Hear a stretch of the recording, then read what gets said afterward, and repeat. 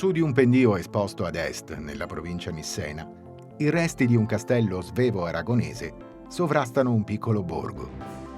Questa è Delia, un ameno paesino che vive di tradizioni radicate nel passato, ma ancora oggi validate nel quotidiano.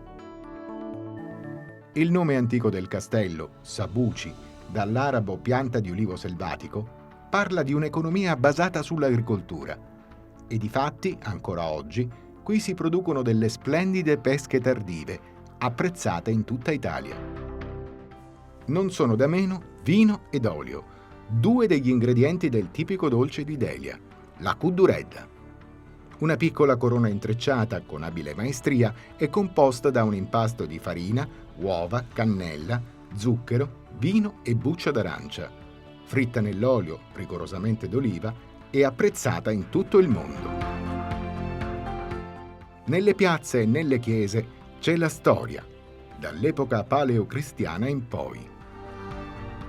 Per rendersene conto, basta visitare Sant'Antonio Abate, che svela una cripta recentemente riaperta. Sono invece del XVIII secolo le statue dei Santi e dell'Immacolata. Nella piazza principale, la facciata della chiesa madre è simmetrica ad un obelisco, opera bronzea che ricorda i 400 anni della fondazione del paese.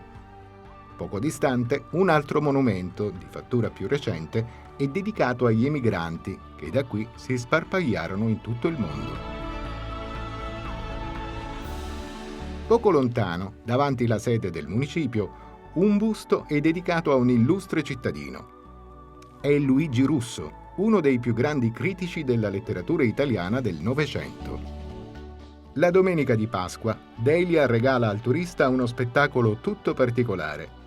Nella piazza principale è possibile assistere all'esibizione di un gruppo di giovani sbandieratori che, con sorprendente maestria, fanno volteggiare gli stendardi al ritmo implacabile dei tamburi.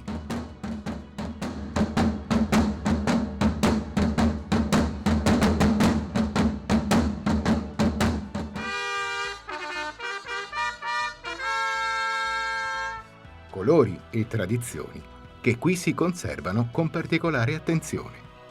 Buon viaggio!